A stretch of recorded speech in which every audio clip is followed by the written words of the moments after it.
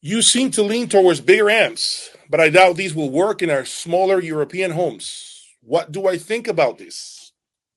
I agree 100%. By now, it should be no secret that Jay's Audio Lab is a sucker for massive amplifiers. If I can put an amplifier here the size of a car, I would. I promise you. I love that. That's my thing. Big amplifiers because I still don't find tiny shoeboxes when it comes to size of amplification come anywhere near the performance of some of the best amplifiers I've owned. Boulder, Griffin, and I'm sure there are more amplifiers that I can think of right now. I always feel like, unfortunately, you need a lot of real estate to shove all the top end parts that these big brands need in order to make an amplifier impressive. The big capacitors that you've seen, they need space, 4, 6, 8 of those. Then you got the massive power supplies, 3 kVA. I mean, it's crazy the space that they need, but that's what it takes to build a world-class amplifier, in my opinion. I'm not going to say that there aren't any good amplifiers out there that are more modest in size. Yes, there are amplifiers out there that can definitely perform at a high level, no doubt. But with regards to your question about the space that you have in Europe, it's sad because in Europe is where Griffin is born, right? This is where they're made. In Europe is where you have, V2's amplifiers. They build some big amplifiers too. Europe builds some big stuff. And the reality is that that's some killer stuff.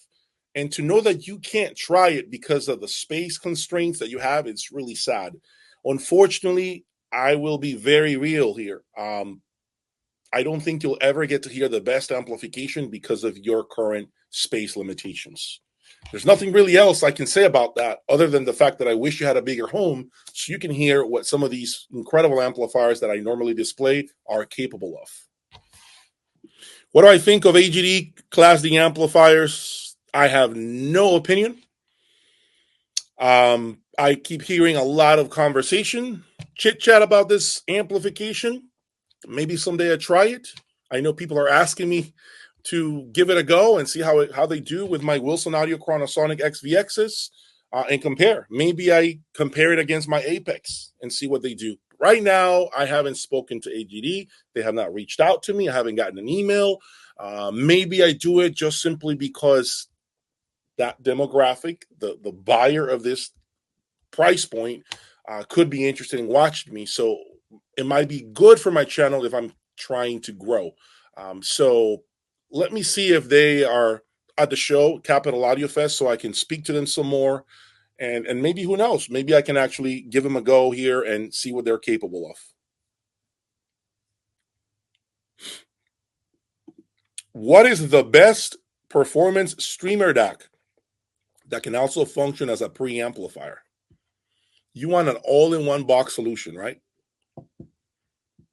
Well, MSB is not going to be that. Lampesator is not going to be that. Let me think about this. The only one I can think of are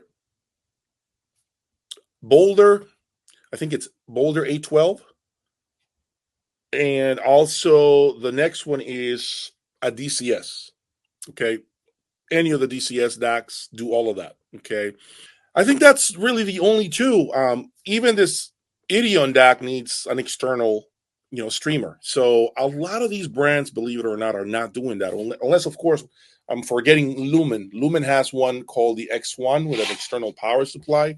So that does all of those things. It depends on your budget. Okay. It really depends on your budget.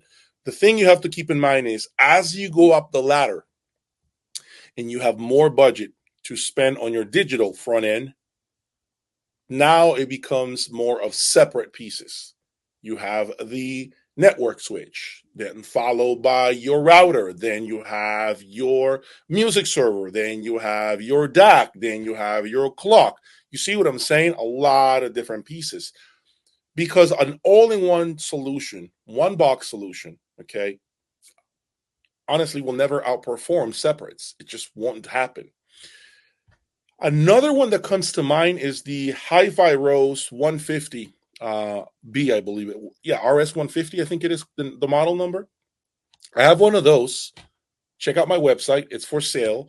I keep hearing great things about it. I have not even opened it.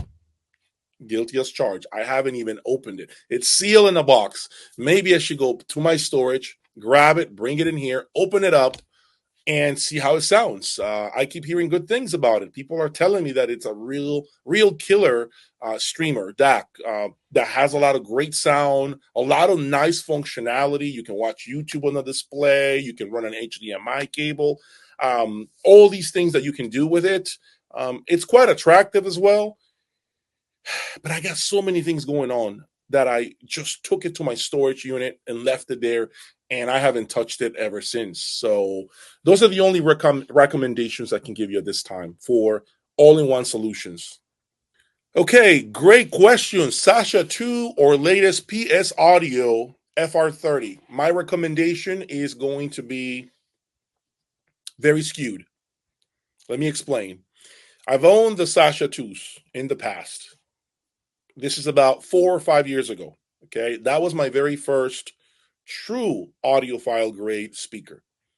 Then after that, of course, I upgraded and kept going up the ladder. The FR30s from PS Audio, I heard in Munich briefly. I'm hoping to hear them this coming Friday at the Capital Audio Fest. Maybe they're going to display. So if they do, I'm going to make an effort to go in there, talk to Paul if he's there or whoever's running the show for them, and see if I can perhaps have a private listening session at night to get a feel for the system, maybe a couple of videos, and see if I can come away with a good feeling about the system, about the speakers. Now, keep in mind, I know you mentioned speakers, but I'll tell you, it's a system. Yes, the speakers and the room, of course, are the most important things, the most important variables, okay? But remember, the system has to be there. So you can make any speaker sound like trash if it doesn't have any synergy with the components that you're using. What I heard in Munich wasn't really special, but that had to do more with the music that we're playing. It was classical music. It was very slow. It was, I hate to say it, it was like funeral music. Funeral music. I mean, I was like this. And then I just had to go because I needed to go through the rooms. It was really, really, I cannot evaluate rooms that have that kind of music, okay? I don't know if they do it on purpose, by the way. I don't know if some brands put slow music on purpose so that people clear the room sooner. I don't really know. That's a good question. Now that I think about it, I wonder if that's why they do that, okay? But give me an opportunity to go listen if they have him at the show, Capital Audio Fest, and then come back with feedback to give you my opinion. I don't think you're going to be disappointed with either one. I would say look at the price points, see which one is more within your budget, and then go from there. But remember, the electronics around it are just as important.